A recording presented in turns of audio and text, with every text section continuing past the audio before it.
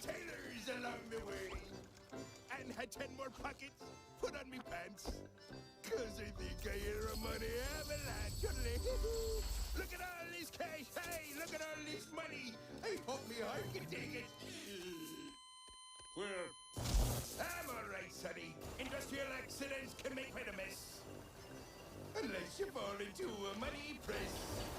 Oh, make me into money, Mr. Wonderful Machine. I always knew that me true color was green.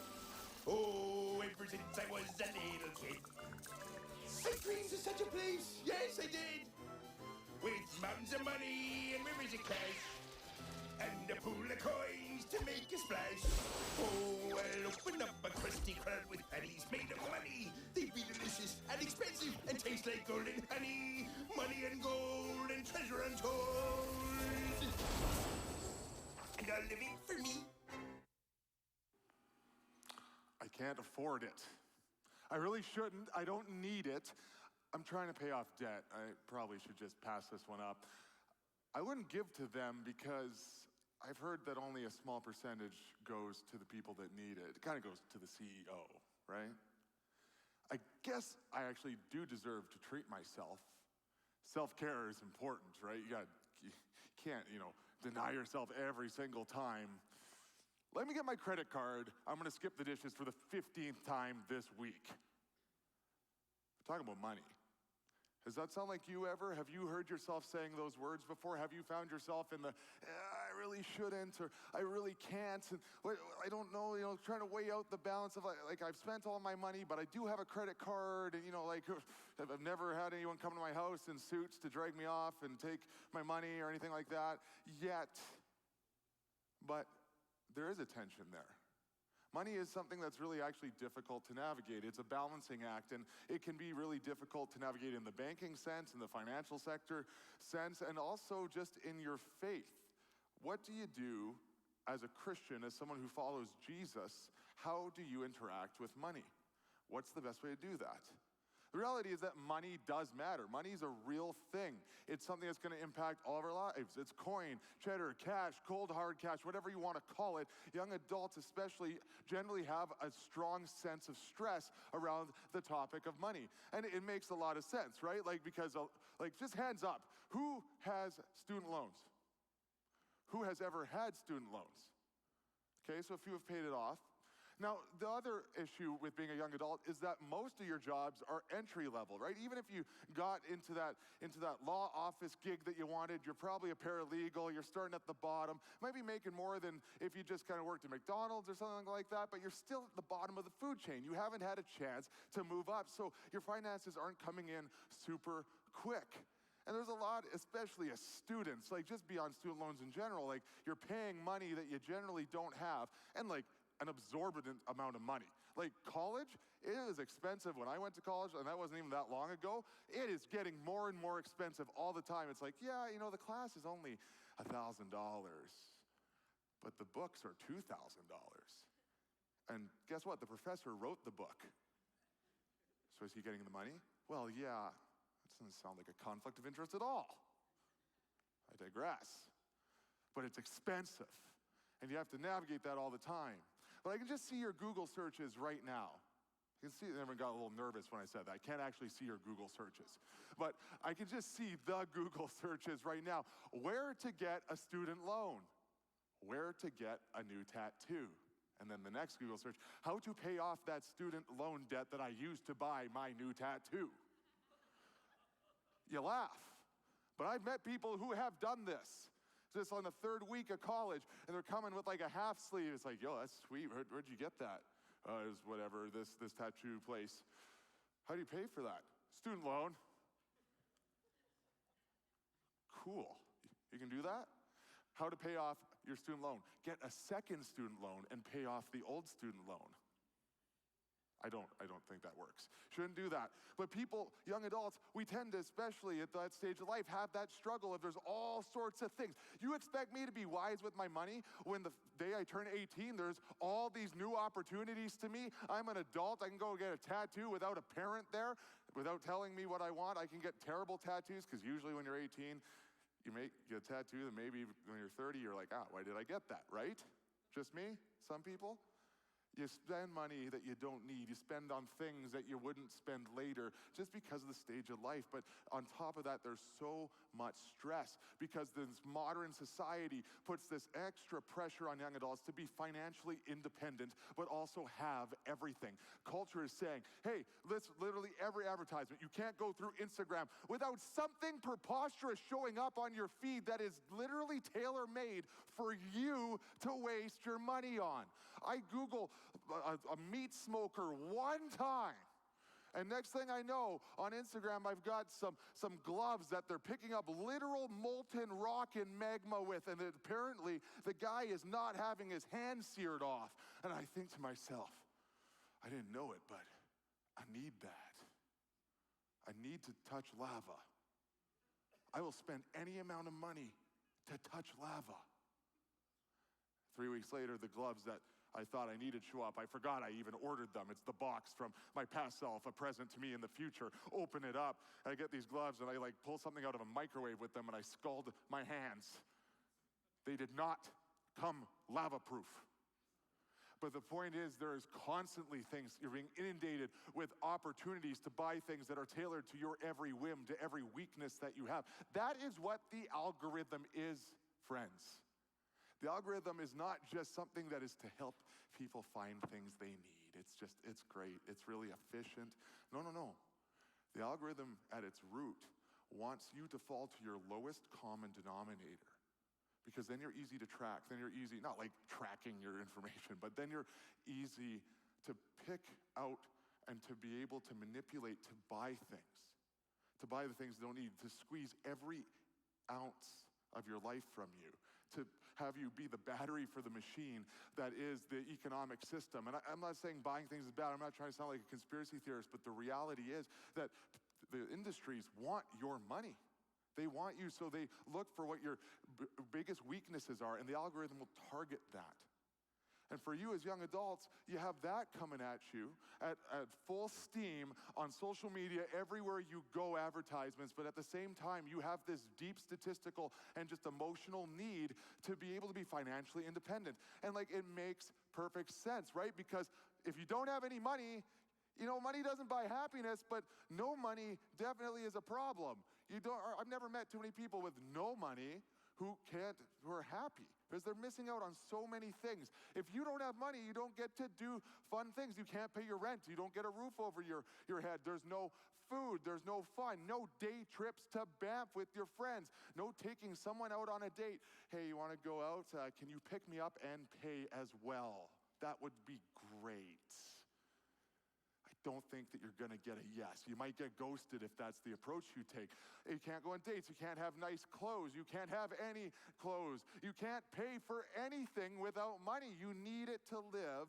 Nothing can be bought without money in our society. So do we just kind of say money is bad, money is a problem? No, but the reality is, on top of that, for you as young adults, you kind of are a special generation in the sense that you've grown up with some very specific experiences with money that create, and this is statistically proven, that your generation has more of a value, more of a stress and a strain towards being financially independent than any other generation, and it makes perfect sense why you would be worried about those types of things. Most of you would have come into cognizance, or were kind of born, became aware of the world. Your formative years were during the 2008 financial crisis, where the banks basically bet against the housing market and destroyed it, and the entire economy was destroyed, and basically modern capitalism was crumbled, and it set us off into 20 years of chaos. And we're still kind of living that. That was just the beginning. Then next thing in your life was just a general recession that came after that. And especially in Alberta, the oil industry just crumbled. So you would have grown up seeing your parents maybe losing your homes, or having to put a second mortgage on their house, staying up, looking at the bills, just stressed out, freaking out. Your parents might have been fighting over money. Maybe your parents got divorced over money. You have horrible experiences. There's fear when you think about this, of always not having enough. On top of that, right, when you're like, man, I'm about to go to college, I'm going to get money, I'm going to start working a job as a server at a restaurant, it's going to be great, and then COVID hits. Nobody's allowed to work. The economy crumbles. And we get out of COVID, everything's better, right? Out of the lockdowns, everything's open again. And now inflation, it's like $55 for 12 eggs. Chickens have never been more valuable in modern society. My sister has chickens out on her acreage. I'm like, maybe I could steal those chickens. Sneaking in a cat burglar's outfit in the middle of the night, stealing chickens into a sack. That's kind of where my head goes because inflation is so high. So how are you going to be financially independent? How are you going to get ahead? How are you going to buy a house when interest rates just keep going up? How are you going to be able to do those things? There's so many reasons to be afraid. And it's not just your generation. I'm a millennial and I'm feeling these things too. I'm trying to buy a house this summer. It just keeps going up. You save $1,000, goes up by $2,000. I'm not a math major here, but that's not good math. Not for me. I mean, nice if the numbers went down for once. So it makes sense that you would feel this way. You know, it's good, though. Money can be good. It's not something we have to be afraid of. It's not something we have to panic when we have these conversations, because being financially smart is good, right? We can all agree on that. Budgets are good. If you don't have a budget, I encourage you, just Google a budget. You can work on it. I know Excel's like the death of all of us, but like it actually works, and there are some great apps that you can use as well. Having money helps you to be generous. It's good to have money, to have the ability to give to your church, to give to charities, to give to just people that you know in your life that are in need when those situations come up. The reality is this: a good relationship with money can lead to a lot of freedom in your life, a lot of freedom. But on the flip side of that, money can be bad. Money can consume your thoughts and your actions. It can become the thing that owns you in every sense of the term. Money can become more important than people. I think we all probably have met somebody where money takes precedent over people in their lives, and that's not someone I think any of us really want to be, but it can happen without us even really knowing. Money can lead to debt, credit card debt. Let me tell you, as someone who's dealt with it in his life, don't do it. Don't do it. Just don't even have the credit card. If you're tempted to have credit card debt, just get rid of it. It's not worth it. It will take so much from you. And I know from friends of mine who have gone into hundreds of thousands of dollars of credit card debt, and that's just terrifying. And it's real easy, because all of a sudden your friend gets a boat. You're like, why do you get a boat? To boat. And they're like, well, I want a boat. Can't afford a boat. Visa can afford a boat. All right. I'm getting a boat. Right? It's why you see so many people in Alberta who are having their house foreclosed, but they have like 3 snowmobiles, a boat, and a quad out front. And this is just the Alberta advantage. This is literally something that you see and is a big problem, because we have so much stuff. We want things, we want possessions, we want to live like we are secure in our finances, but we're letting it own us and trapping us. It's a promise of freedom that leads to us being trapped in so many ways. So let me ask you a question. How is your relationship with your bank account? I don't mean like when you look at it, do you get mad at it? Not that type of relationship. But how do you feel when you think about money? Do you feel like you never have enough? Are you kind of stressed and panicking all the time? Does it consume your mind with anxiety? Are you laying in bed at night, you're like, how am I going to pay for college? How am I going to pay for that car payment? How am I going to buy this? How am I ever going to get a house? You know, the economy, this, that, whatever. The stock market's falling apart. Whatever your kind of drug of choice is in this conversation, what is it for you? Are you foolish with your money? Are you out there on Amazon just buying crazy stuff at 2 a.m. because it feels good, that little dopamine hit? I've been there. I got a lot of people through COVID. Just like, what can I buy today to make myself happy for 30 seconds? And that's something that becomes a pattern in so many other elements of our lives, because it's just those small little purchases. What's another subscription? What's another $20 on a streaming service I'm gonna watch one show and then leave in the corner forever? Another $20 a month. What is that thing? And then the last question is, what are you generous with your money? Do you lean towards holding those purse strings tight, or are you very loose in holding your money to be able to give to other people as well? How does your relationship with your money, with your wallet, and with your bank account not just impact you mentally, but how does it impact your heart? How is your heart in relation to your money? How do you react? How do you live your life? Does it control you, or do you control it? Do you own money, or does your money control and own you? I want to take a look. Let's look at the problem here, and it's really captured very well in 1 Timothy 6:10. This will be up on the wall behind me. It says, "For the love of money is the root of all kinds of evil, and some people craving money have wandered from the true faith and pierced themselves with many sorrows." People craving money have wandered from the true faith. So excuse the pun on this, but money is a coin with two sides to it. Culture tells us one thing, and then the Bible and our faith in Jesus tells us a different thing. So what does culture tell us? Well, culture tells us that we can never have enough of it. Right? Like money, we said, is important. That's just a recognizable fact. You can't live without it. You can't live comfortably, I should say, without it. You need it on some level, but culture is saying you would need to have more at all times. Life and business and everything is about accumulating more and more and more and more and more. You'll never, ever have enough. You need to get all this stuff. Your whole life is kind of, dedicated to the accumulation of cash because of the fear of what could happen down the road. You want to get a good job, right? You want to be able to make money because, goodness forbid, and it's not in front of you right now, but 40, 50 years from now, you're going to retire. You're going to be old, brittle, broken. You ain't going to be wanting to be begging groceries at Safeway anymore. Or working at Starbucks. Maybe you do. Maybe that's your dream, but I'm assuming most don't want to be 75 years old and just making ends meet at one of those jobs. You'd rather be retired. So there's that pressure that if you don't do that, you're not going to have enough. Your life's going to be miserable when you're old and broken and tired. That stresses me out.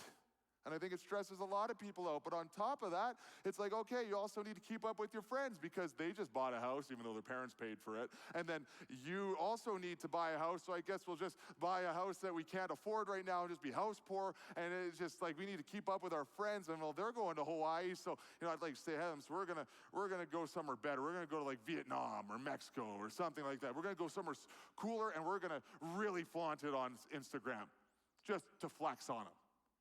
And you get into this pattern of trying to keep up and trying to have more, and it's all right there in front of you. This is what culture says, is you can never have enough. You'll never keep up. You'll never be fulfilled. Your life is meaningless unless your bank account is at a certain level. And even if you hit that level, well, there's a level above.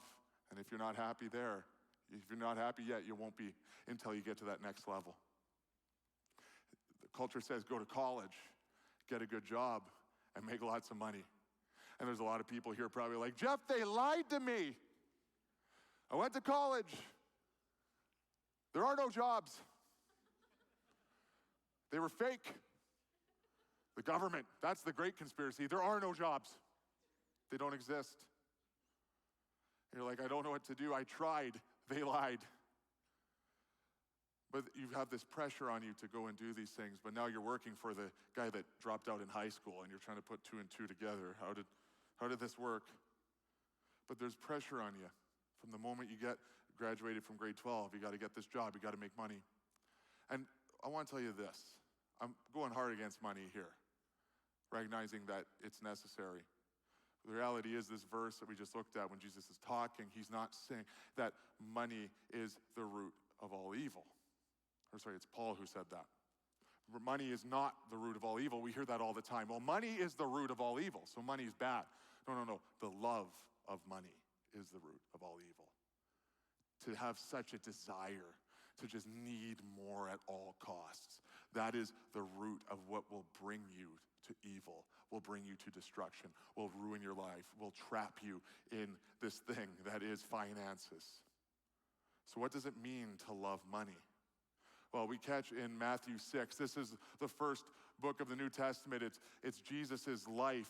And he's talking in this section, in this chapter, Matthew 6, and he's giving us this playbook of the right and wrong way to live life. Kind of this morally, spiritually, practically. It's a great section to read if you just want a playbook on how to live well.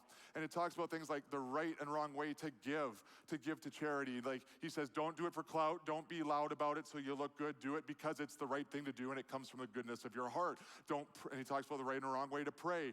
Loud and ritualistic. Don't do it like that just so everyone thinks that you're spiritual, just flexing your spirituality on everybody, which is a weird thing, but people do it, and they did it. And he's saying, instead, focus on the personal relationship and let it come from a genuine place and let it be practical. But he does talk about finances and about possessions as well, and we're going to take a look on that in Matthew 6:19-24. It says, don't store up treasures here on earth where moths eat them and dust destroys them, and where thieves break in and steal. Store your treasures in heaven where moths and rust cannot destroy, and thieves do not break in and steal. Wherever your treasure is, there the desires of your heart will also be. Your eye is like a lamp that provides light for your body. When your eye is healthy, your whole body is filled with light. But when your eye is unhealthy, your whole body is filled with darkness. And if the light you think you have is actually darkness, how deep that darkness is. No one can serve two masters, for you will hate one and love the other. You will be devoted to one and despise the other. You cannot serve God and be enslaved to money. So let's just get a garbage can out, throw all our cash and credit cards in and burn it, right? That's the answer? Is that what the verse is saying? No, it's incredibly more complicated than that. But it's also a very simple truth that Jesus is giving us here. Jesus is saying that there is also a right and a wrong way to view money and to view your possessions. To value money and to value possessions too much and to be finding your value in those things and letting those things dictate your life, that will destroy you, and that is foolish. Now, what's an example of that? I have a friend, and he would have no problem with me sharing this with you. He's very proud of it, and I've had this conversation with him. He likes, I guess you call it high fashion. So he showed up the other day with telling me about his Louis Vuitton shirt, the black shirt. Just black. Doesn't even say anything on it. Worth $1,280 for one shirt, for a plain black shirt. Why? I can't. But at the same time, I think about my heart and I think about society, and I just realize, like, there's probably maybe not as egregious of examples out there, but I kind of have this pattern in my life as well. You see, the problem with that shirt is it creates status, makes you feel in the moment like you've got something, I guess, like I'm a Louis Vuitton insider or something like that. But it actually doesn't change your life. You're not better because of it, not even happier because of it. And the stupid part of it is that, like that verse says in Matthew, it is going to get destroyed. It doesn't matter if I buy a $7 H&M plain black t-shirt or a Louis Vuitton $1,280 black t-shirt. Moths will rip them apart, and one day, maybe one sooner than the other because H&M clothes deteriorate the moment you put them on. It just rains and you're like, where did it go? But at the end of the day, in a very short amount of time, both of them will end up being rags. Literally rags. If they're not lost, they'll end up on a rack at Value Village. Can you imagine? It's like $80. It's like, it's too much for a $1,200 shirt. They're both going to be destroyed. They both won't last. Maybe you're a car person. You want that $100,000 car. I get it. Cars are cool. But at the end of the day, they both get you, whether it's that $100,000 car or a $1,200 car that you found on Kijiji that you had to put a whole new engine in or something like that. You have to push it half the time. They both get you to the same place at the end of the day. And at the end of the day, they're both going to be gone. They're both going to end up in a wrecker. They're both going to break down. They're going to rust. And in 100 years, I don't care how well you take care of them, they will be gone. Gone. Worthless. Completely and utterly worthless. It's just crazy when you think about it. Think about that thing you value more than anything, that thing you want so badly. I've done it so many times in my life and thought, if I get that one thing, it's going to change my life. Everything's going to be turning up Jeff. It's going to be my biggest purchase, and I'm going to be happy with it forever. I'll never need anything again. I wanted AirPod Pros. I got them. I do love them. But now there's like a 2.0, and I hate them. And I want the new ones. I was looking at them yesterday. I misplaced my AirPod Pros under my truck seat for like 2 hours. I was on Amazon just hovering over the purchase button. I'm like, well, I lost them. It's a justifiable purchase. They're going to be gone too.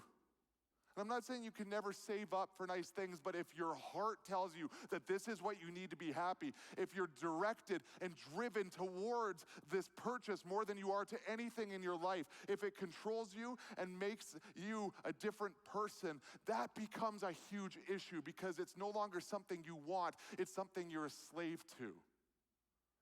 Something that you no longer own, but something that owns you. And that's a problem. As a Christian, the application is this. In Exodus 20, verses 3 to 5, see, it says, you must not, this is God speaking, you must not have any God but me. You must not make yourself an idol of any kind or an image of anything in the heavens or on the earth or in the sea. You must not bow down to them or worship them, for I, the Lord your God, am a jealous God who will not tolerate your affection for any other gods. Perspective is important.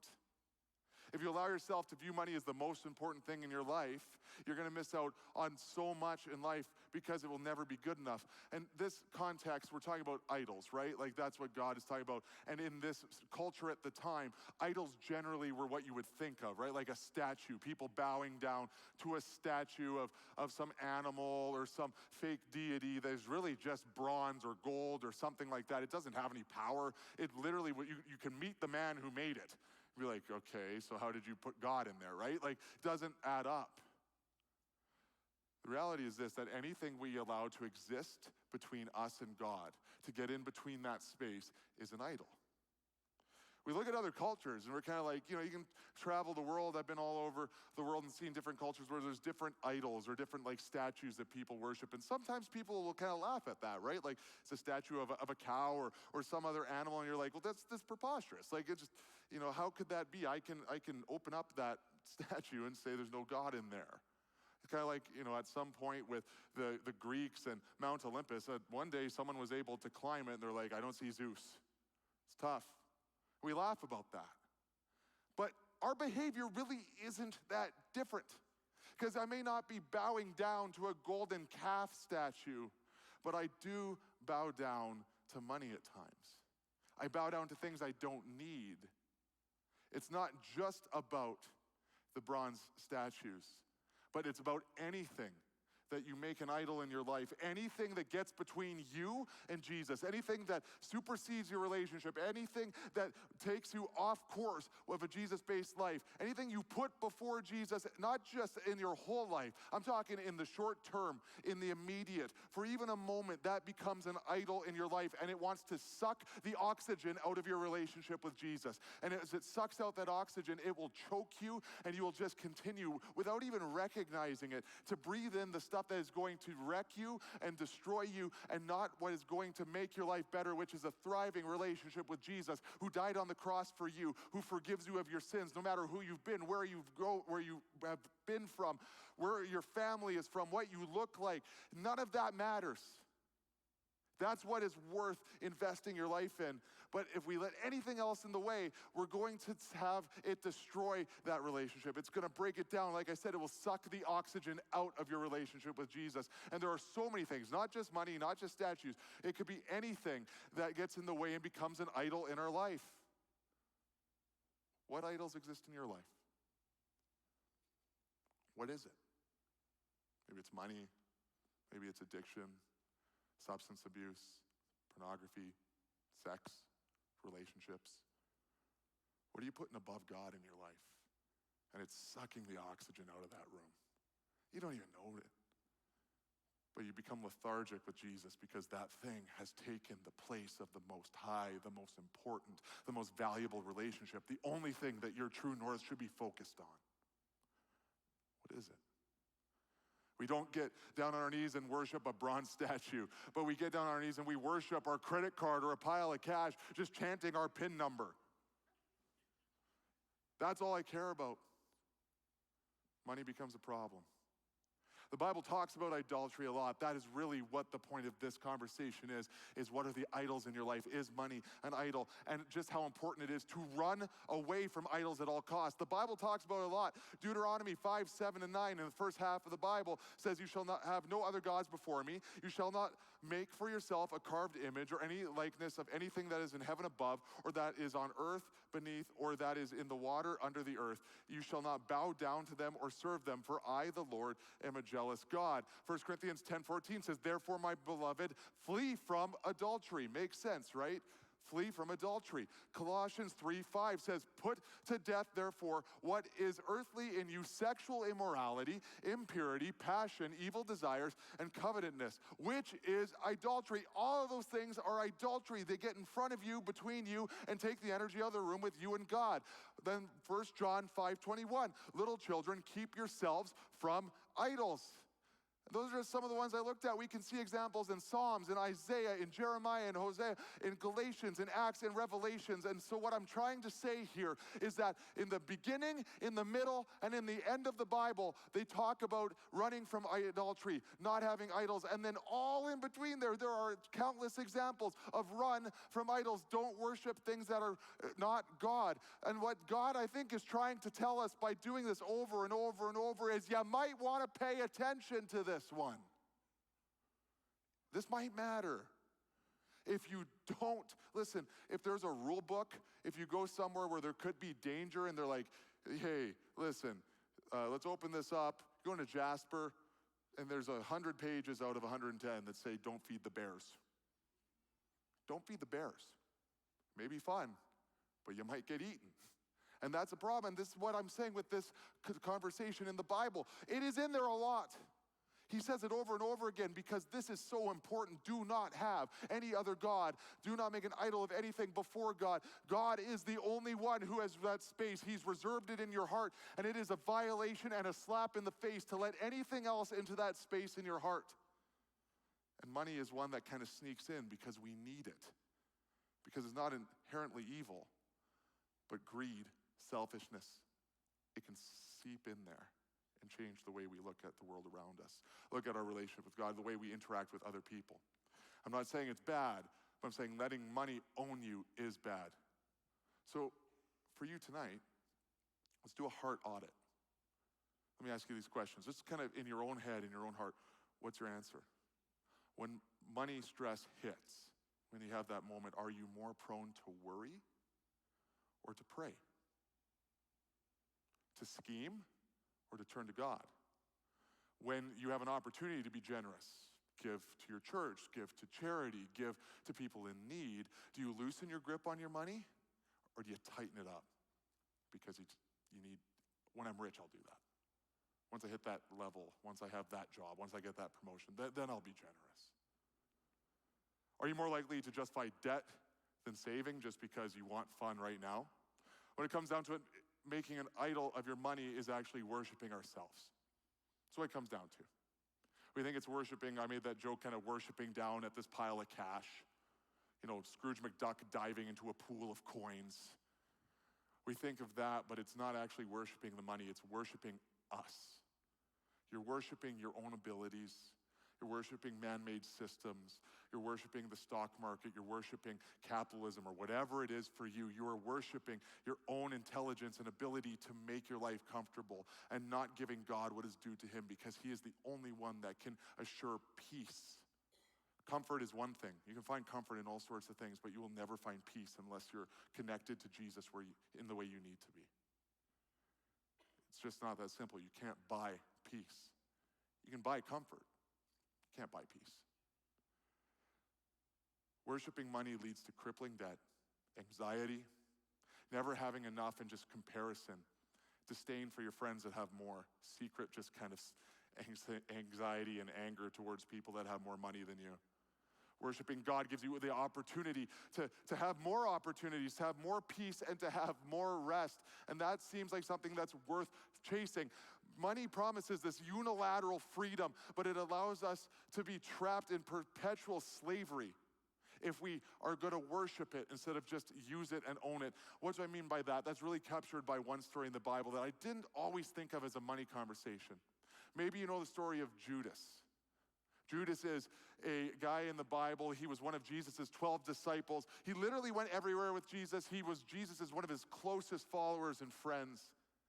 And the story goes that when the people that wanted to murder Jesus, if you look into the Easter story anywhere in those first 4 books of the New Testament, Matthew, Mark, Luke, and John, the Gospels, you can find the story where Jesus, the Pharisees, and the people that controlled kind of the government at that time wanted to kill Jesus because he was stirring up too much trouble. He was breaking down their systems of oppression, and people were going to rise up, they thought, and they needed to put him to death. And so they needed to find him, so they found Judas. Judas had a history of money being an issue in his life. There's counts of him having actually stolen from the disciples at times, just kind of like dipping in a little bit, that type of guy. And they knew it, but it wasn't a big deal. But this became his Achilles heel. This is the thing that eventually just ruined his life. And the point is this, that when they needed to find him, they went to Judas, and Judas betrayed Jesus for just some silver coins, a bag of money, which we found out today. Our lead pastor, Pastor Phil, was talking about this morning. And it was actually only 2 months worth of wages. Now listen, like the average salary, you may find this hard to believe, I sure did, in Canada is $70,000, $72,000. You're like, wow, where's my share of that, right? $72,000. 2 months of that is about $12,000. Now that's a lot of money. I could use 12 grand. But to turn in your best friend, to be tortured and murdered, I think there's a pretty easy answer to that. He betrayed Jesus. Jesus died, and we know he rises 3 days later on the cross, and it's triumphant, but he still betrayed Jesus, his God, his best friend. And we think of Judas, we're like, what a moron. What a complete scumbag. What a horrible person. He's the greatest villain, one of the greatest villains in all of history, in all recorded history for sure, in biblical history. And we think this guy's evil, he's bad, he's no good. Man, how could he not see it right in front of him? Jesus, God himself was right in front of him, and he prioritized money and betrayed Jesus? What was he thinking? I get mad about it. I think about my own life. What about you? I betray Jesus all the time. With my finances, when I refuse to give to charity, or refuse to give to my church, or just kind of out of fear or out of cynicism, when my money becomes mine and not God's. We put more faith in our bank account or our stocks or whatever our job is than we do into the power of Jesus to carry us through when we need him. When we're so focused on money that we don't help any people, that we don't care about friends, family, that's all about money. When we never see anybody, when we haven't visited our family or our grandparents because we just need to work harder to make bank because I never have enough. When we're scared to death and we don't trust God to carry us through the scariest situations in our lives, I betray Jesus every time I put more value and more faith in finances and money than I do into Jesus who died on the cross for me. And it's just so easy to do. Have you been there? Maybe you're there right now. It's not really a decision you make, I'm going to do that. It's something you kind of slowly shift into. One day you wake up and your priorities are all messed up. When we put anything at all above Jesus in our heart, we've made an idol. We've broken the system the way it's supposed to be. You know, there's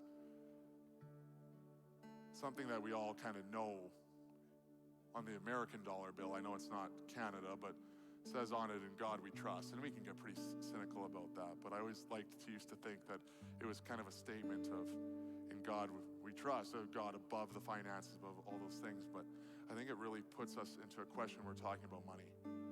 Is it really in God we trust? Or is it in me I trust? Is it in man-made things I trust? Those man-made things, money is not evil. It's really like a brick. A brick isn't inherently evil. You can hold it in your hand, you look at it, there's nothing evil about this brick. Not a bad brick. A brick can be used to build beautiful buildings. A brick can be used to build all sorts of things that are incredible art. It can be so good. But a brick can also be used to throw through windows, as a weapon to hurt people. But it's not evil on its own, it's what you do with it. It's what you take it and use it for. It's what you allow it to be in your life. And the truth is that it's the same with money. So tonight, maybe you're here and you're like, you know what? Money's been owning me. I've been stressed. I don't trust God. Maybe this is something that you're in the beginning stages of. Maybe you've never really thought about it before. You're here for the first time. You don't even follow Jesus, and you're like, okay, there's a lot to take in here. Brett's going to sing a song and encourage you. You can stand, you can sit, you can do whatever you want, but I want you to engage with God. And I want to challenge you this: no matter what your financial situation looks like, no matter what you're navigating, the stresses, the anxiety, the bank account, the debt, whatever it is, the song is I Surrender. And I want you to just open your heart with a posture and say, I'm scared, I'm broken down, I don't know where I'm going to get the finances, I don't know how life's going to turn out, I'm really worried about all this stuff, and I've been maybe putting all these things in front of you, God. It's become an idol in my life, but I surrender it all to you. I surrender my fear, I surrender the idols in my heart, I surrender everything that is holding me back, that is sucking the oxygen out of the room with you and me, Jesus, and I just want you and me. I surrender.